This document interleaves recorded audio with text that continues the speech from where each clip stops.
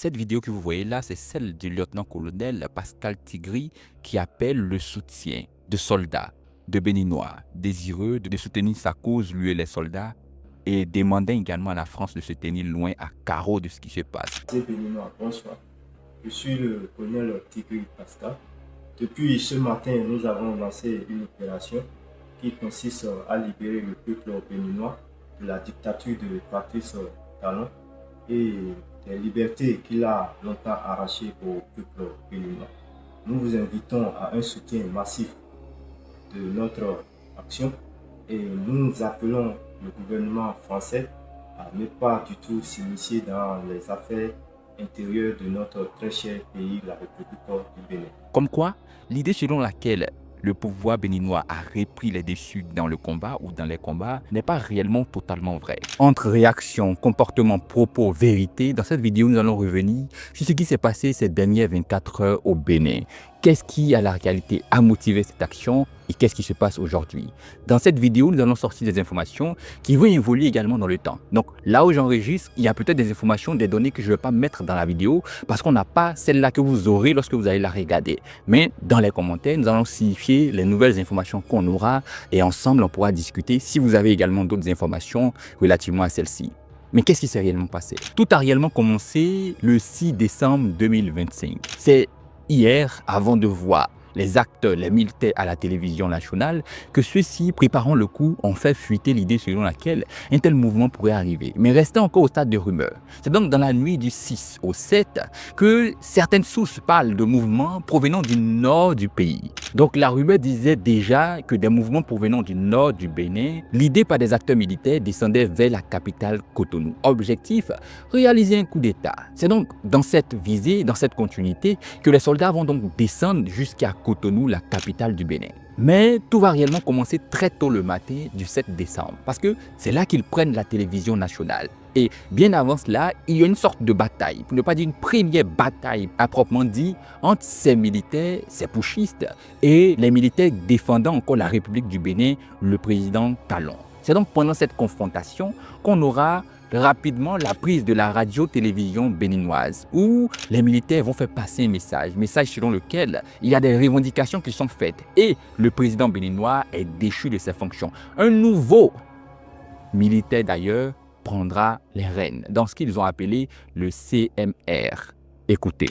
Le vote des lois chrysogènes, le renvoi à l'exil de certains citoyens du pays, les arrestations tous azimuts et l'emprisonnement de citoyens sur fond d'intimidation.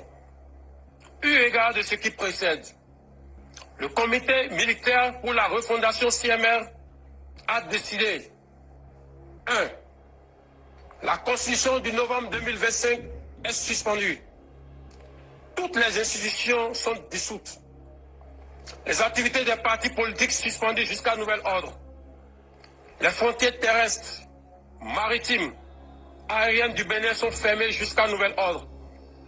La prise du pouvoir en ce moment traduit la ferme volonté du comité militaire de la refondation à mettre fin à l'exclusion de toutes les couches sociales de notre pays sans distinction aucune.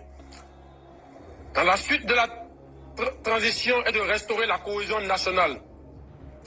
L'armée nationale exercera jusqu'à nouvel ordre la plénitude des pouvoirs dévolus à l'État du Bénin.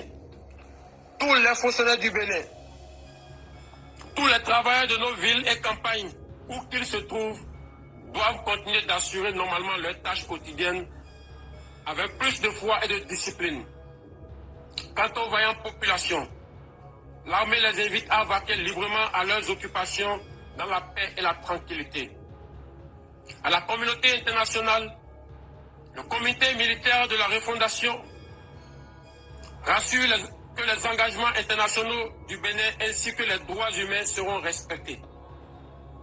Enfin, l'armée s'engage solennellement à donner au peuple béninois l'espoir d'une aube véritablement nouvelle où il règne la fraternité, la justice et le travail, symbole de notre unité nationale. Vive l'armée, vive la refondation de notre chère patrie, vive le Bénin, la République ou la mort, le peuple d'abord. Fait à Cotonou, le 7 décembre 2025. Communiqué. Le comité militaire pour la refondation CMR, réuni ce jour, dimanche 7 décembre 2025, à Cotonou, a délibéré et décidé ce qu'il suit. Monsieur Patrice Talon est démis de ses fonctions de président de la République. Le lieutenant-colonel Tigri Pascal est nommé président du comité militaire pour la refondation ou comité de ce jour, fait à Cotonou le 7 décembre 2025. Je vous remercie.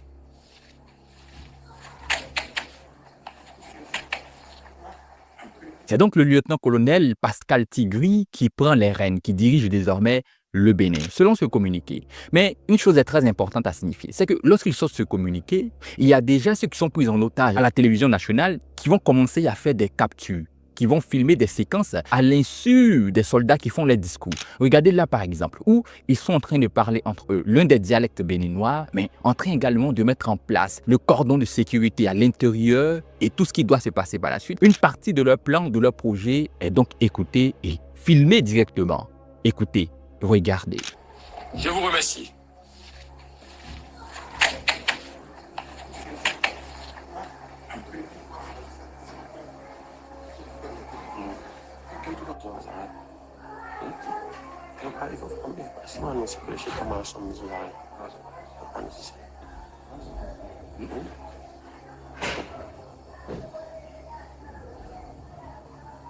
Allons-y vite. Non, pas vite fait.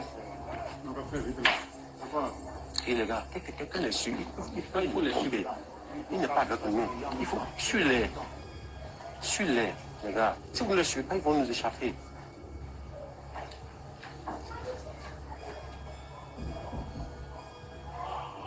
Il faut les poser maintenant.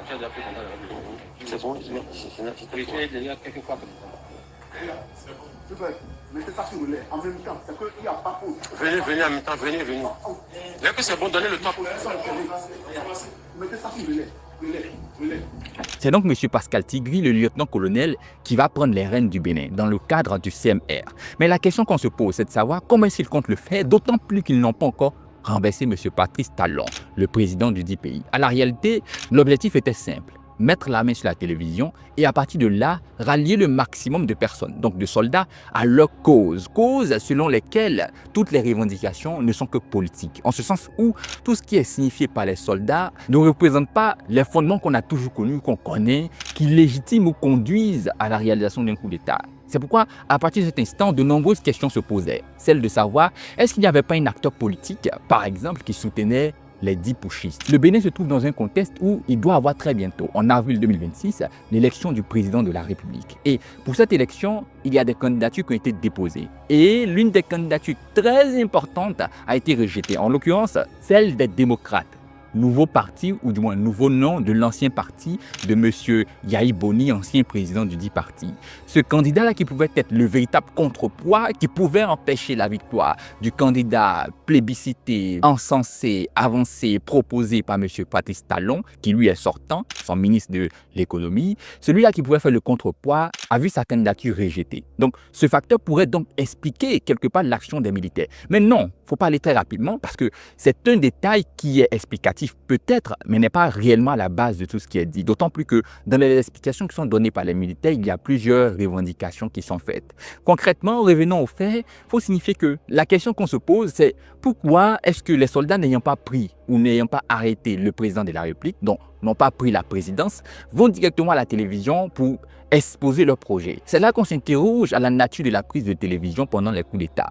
C'est quelque chose de récurrent. Pendant tous les coups d'État, dans le monde entier, il faut le signifier, il y a cette action-là, qui est de prendre la télévision nationale. Il y a deux objectifs. D'abord, c'est communiquer, donner donc une version avant d'être dépassé par les autorités publiques, par les autorités compétentes en la matière. Donner une information, une vérité des faits qui sont en train de se dérouler. Mais à côté, cela donne l'impression que le coup est déjà consommé. Donc le coup d'État est fait à telle enseigne qu'ils ont pris la télévision. Donc peut décourager beaucoup de personnes et peut encourager beaucoup à soutenir déjà, à s'aligner selon le coup d'État. C'est donc en ce sens que ces agents-là vont prendre la télévision d'abord et par la suite continuer les combats qu'ils sont en train de mener. Mais ils ne sont pas réellement nombreux, ne peuvent donc faire le poids face à l'armée nationale. C'est pourquoi, quelques heures après, il y a la sortie du ministre de l'Intérieur, M. Alassane Seydou, qui fait un communiqué clarifiant que les putschistes où les potentiels putschistes ont été mis en échec dans le cadre de leur action qui est de réaliser un coup d'État. Chers compatriotes, au petit matin de ce dimanche 7 décembre 2025, un groupuscule de soldats a engagé une mutinerie dans le but de déstabiliser l'État et ses institutions. Face à cette situation, les forces armées béninoises et leur hiérarchie, fidèles à leur serment, sont restées républicaines. Leur riposte a permis de garder le contrôle de la situation et de faire échec à la manœuvre. Aussi, le gouvernement invite-t-il les populations à vaquer normalement à leurs occupations. Je vous remercie. Au final, il faudra faire attention entre l'information selon laquelle le coup d'État a été déjoué et celle selon laquelle le coup d'État est encore en cours. Il faudra constater, regarder et attendre pour avoir la véritable information. Voici donc dans l'ensemble ce qui s'est passé pendant ces dernières heures au Bénin. Il y a eu une tentative de coup d'État, de soldats qui n'étaient pas réellement soutenus, réellement nombreux, capables de changer les choses, mais qui étaient désireux de jouer sur la fibre de déjà la détention de la télévision nationale pour pouvoir encourager beaucoup de leurs collègues à les soutenir. Mais suite à cela, il y a deux conséquences très importantes. Il y a déjà des cadres de l'administration publique, surtout des soldats, qui ont été arrêtés, suspects d'avoir participé à cette activité de façon indirecte, et il y a les acteurs principaux qui sont encore poursuivis. Et selon certaines informations, certains déjà arrêtés, donc d'autres encore recherchés. À côté, l'autre conséquence qui est grande, c'est celle de la démocratie. Vous savez, en Afrique francophone, pour ne pas dire en Afrique de l'Ouest, il y a des pays qui étaient des références, ou du moins qui sont des références de la démocratie, à l'image du Sénégal et du Bénin. Aujourd'hui, voir le Bénin proche de la matérialisation d'un coup d'État contre son président remet sur la table certaines questions, comme celle de la démocratie vivante dans le dit pays. Mais la démocratie ayant triomphé, c'est encore la question qui sera reposée. Est-ce que les Africains sont encore prêts? Ou en l'occurrence, les soldats, les militaires dans les pays africains, surtout francophones, ont compris que les choses politiques doivent rester entre les mains des acteurs politiques? Est-ce qu'ils ont compris qu'ils doivent ou se doivent d'avoir une fonction républicaine? Est-ce que les militaires ne sont pas la réalité, les véritables problèmes dans les pays d'Afrique de l'Ouest?